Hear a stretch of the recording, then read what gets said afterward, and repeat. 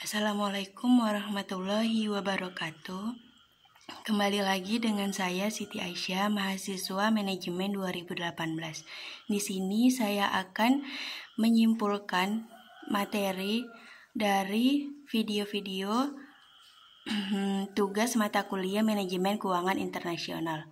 Video yang pertama yaitu, bisakah negara mencetak uang untuk membayar hutang luar negerinya? Jawabannya ialah, dalam prakteknya, negara tidak dapat mencetak uang untuk membayar hutang luar negerinya. Dua hal yang mendasari alasan tersebut ialah, yang pertama, membayar hutang merupakan tanggung jawab dari sebuah pemerintah, sedangkan mencetak uang merupakan wewenang dari bank sentral. Tapi, bank sentral dapat membantu negara untuk membayar hutang luar negerinya dengan cara negara menerbitkan surat hutang negara dan bank sentral memberikan uangnya kepada bank komersial untuk membeli surat hutang yang diterbitkan oleh negara tersebut. Alasan yang kedua yaitu, mencetak uang untuk membayar hutang luar negeri dapat mengakibatkan uang yang beredar semakin tinggi, semakin banyak, sehingga nilai tukar dari mata uang negara tersebut akan menurun. Hal ini disebabkan oleh uang yang beredar sudah banyak dan permintaan juga akan semakin meningkat. Video selanjutnya tentang risiko negara. Risiko negara adalah risiko yang muncul dari perubahan ekonomi suatu negara yang dapat berdampak pada negara lain dan pada MNC, Multinational Corporation. Jadi di sini kita akan membahas penilaian dari risiko negara ini.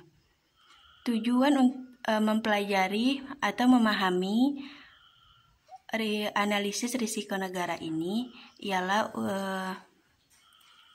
untuk mengatasi dari segala usaha yang ada dalam negara tersebut agar terhindar dari risiko negara yang tinggi.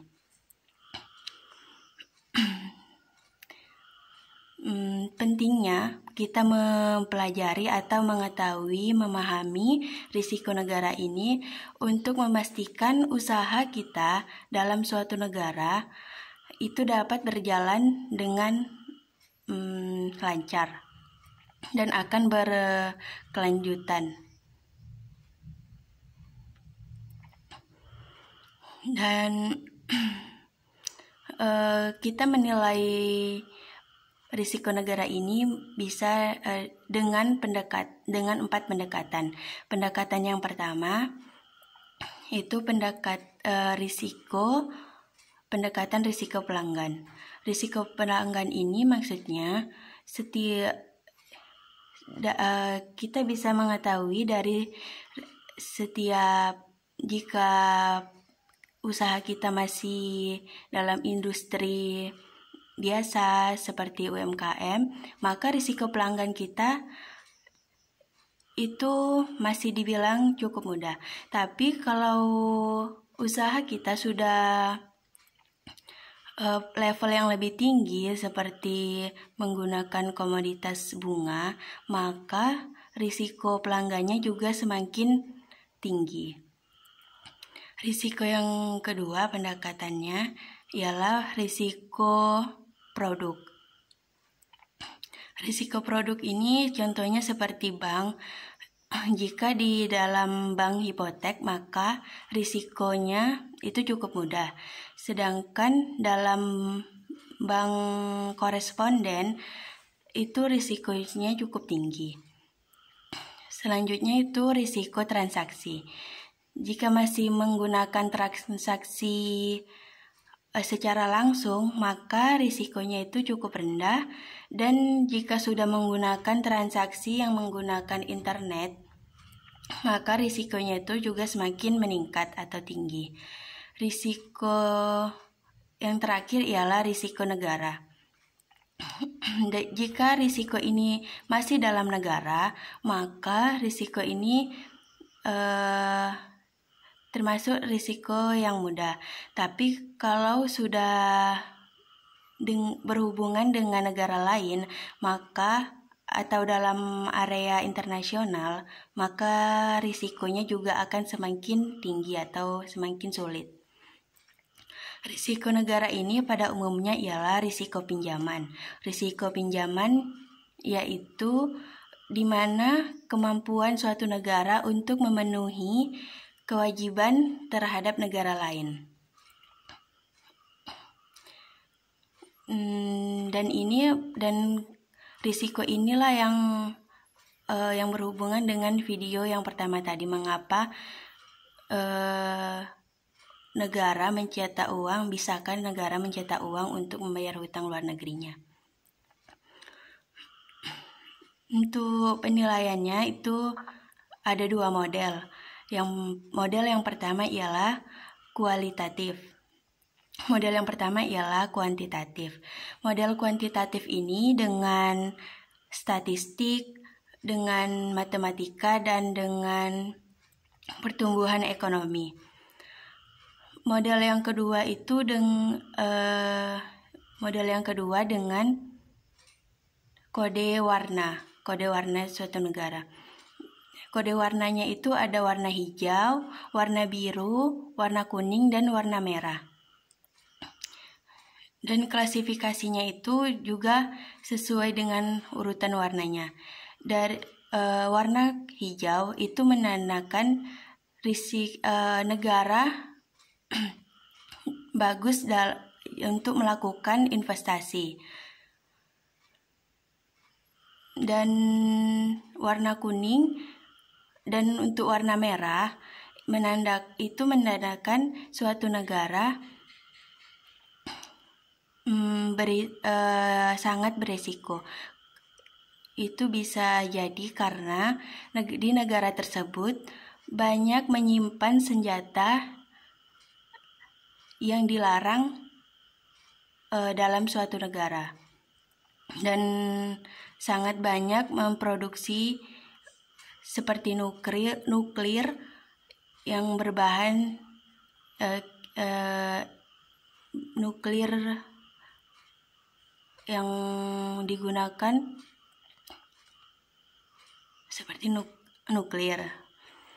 Dan untuk faktor risiko itu ada 16. Yang pertama itu lingkungan ekonomi, yang kedua lingkungan investasi. Lingkungan investasi ini dalam ranah ekspor dan impor. Selanjutnya itu dimensi keuangan. Semakin dilihat dari semakin banyak kita berhutang, maka resikonya itu akan semakin tinggi juga. Yang keempat yaitu lingkungan, seperti bencana alam, baru ada korupsi dalam negara tersebut. Faktor selanjutnya itu perubahan perubahan dalam hal pembangunan dalam suatu negara, seperti pengembangan infrastruktur negara gitu. Selanjutnya itu ada budaya atau etis, lalu pertimbangan geostrategi. Ini dalam hal politik dan militer. Selanjutnya adalah stabilitas politik. Jika semakin rendah stabilitas politik dalam negerinya, maka semakin tinggi risiko yang akan dihadapi negara tersebut.